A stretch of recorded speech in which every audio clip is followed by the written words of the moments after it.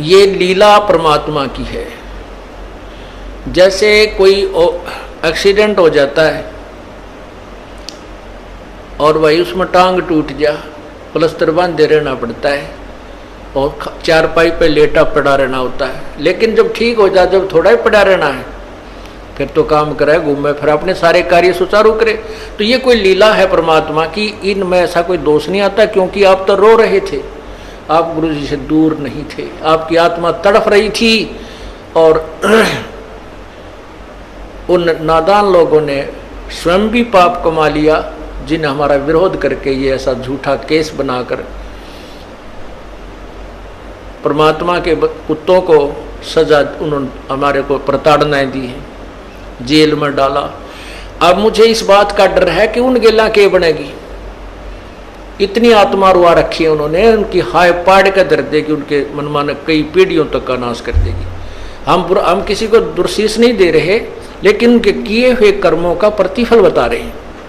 ऐसी बिरान माटी होंगी उन लोगों की, कुत्ते बनेंगे, कीड़े पड़ेंगे, खाज लगा करेगी, टांग टूटेंगी। ये मुख्य दोषी वो लोग हैं जो स्वार्थवश जनता को गुमराह करके और संतों का विरोध कराते हैं। लेकिन दोष उनको भी लगेगा जिन्होंने पाखंडियों की बात बिना देखे सुने मान ली।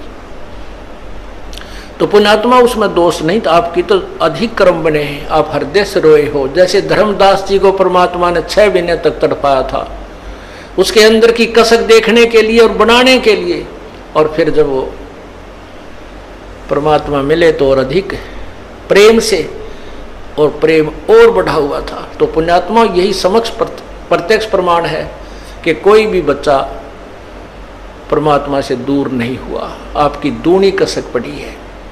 तो वही आपने ये ज्ञान समझ लिया कि जैसे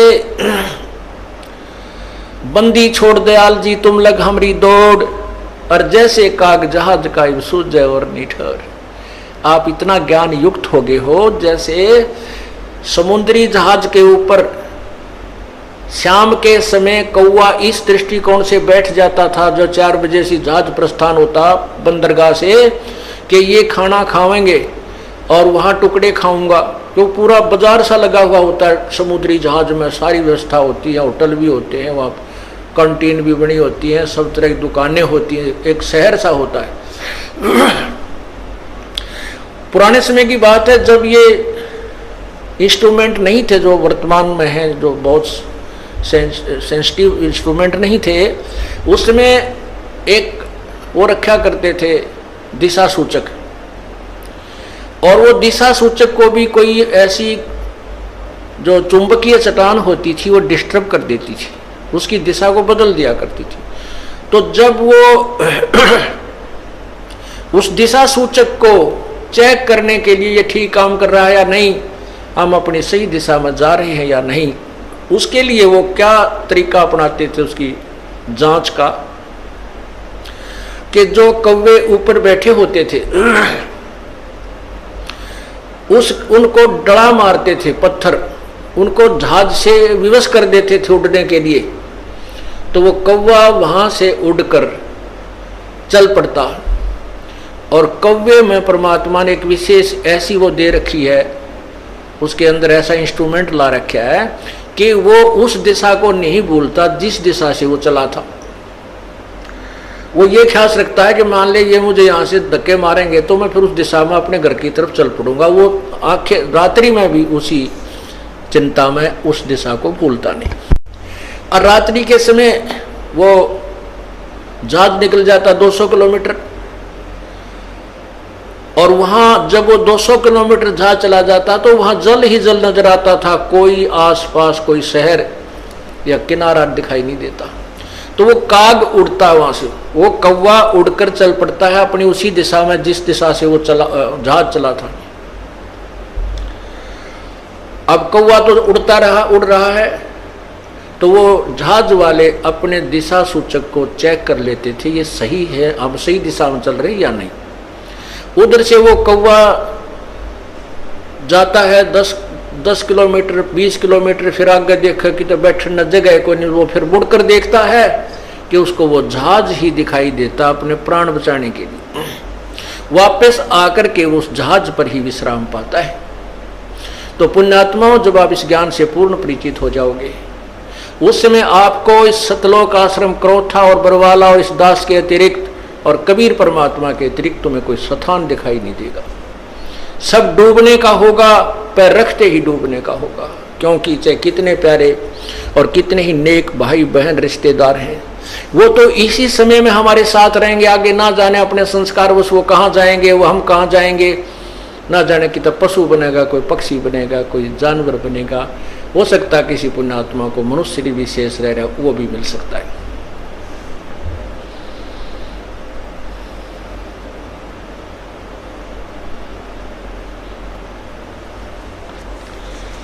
इसलिए हमने परमात्मा की भक्ति करनी चाहिए। और ऐसे आपके अंदर जो तरफ बनी है,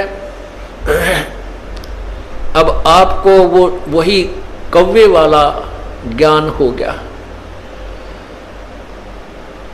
आपको परमात्मा कबीर जी के अतिरिक्त इस संसार में, ब्रह्मांड में आपको भगवान दिखाई नहीं देगा, जो हमें सुख दे सके, जो हमें आश्रय दे सके।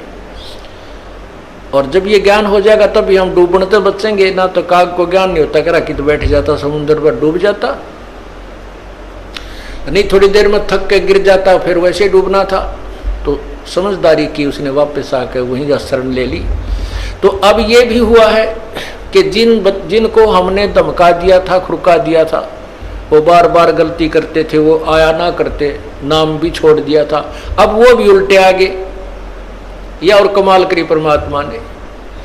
और नए भक्तों का तो कमाल हो गया।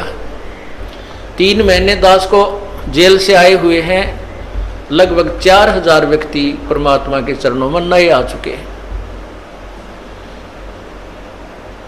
तो इससे सिद्ध होता है कि सांच को आंच नहीं होती। परमात्मा कहते हैं, जय कंचन बिष्टा पड़े।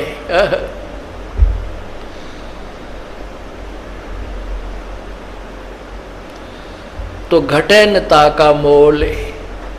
समझदार व्यक्ति तो जैसे सोना है, और सोना टट्टी में भी पड़ा ना, कितना टट्टी में राछी डड़ी हो इतनी सारी, चाहे इतना पड़ा हो, कोई ना छोड़े, जब ठा कर धो कर मांझ कर गोज मंगा लेकर और दौड़ लेगा कि देखो देख ना ले। तो ऐसे ही जब हमें परख हो जाएगी, लोगों ने अब इस दास के ऊपर, सोने के ऊपर टट्टी डाल दी, और हमारे बच्चों ने वो टट्टी ना दिखी, सोना दिखा। तो पुण्यात्माओं, उनके द्वारा डाली हुई वो टट्टी, यानी उनके द्वारा गंध फैलाया हुआ भी साफ कर रहे हैं, लोगों को समझा रहे हैं, झूठ बोलते हैं, ऐसा कुछ नहीं उस आश्रम के अंदर, और सोना भी ले रहे हैं। तो इस प्रकार परमात्मा जिसके साथ है उसका कोई कुछ नहीं बिगाड़ सकता। नहीं तो फिर भगवान का नाम में मिट जाएगा इस पृथ्वी पर से, राम नाम की कोई चीज नहीं रहेगी। आजकल वैसे लोग नास्तिक हो गए, 4 छोटे मोटे जहाज बनाकर आकाश मुड़ के बिरानी के मान बैठे अपने आप को। अगर 2-4 वर्ष परमात्मा बूंद ना गिरे, वर्षा ना करे, अकाल पड़ जाए, ये जहाज और इंस्ट्रूमेंट, ये सकाई ले बुड़क पड़े पड़े जरे इनके, इनमें कोई बैठनिया नहीं पावे, न देखनिया नहीं पावे, और भगवान को भूल गए। यही कारण है कि हम भगवान की महिमा से अपरिचित हो गए।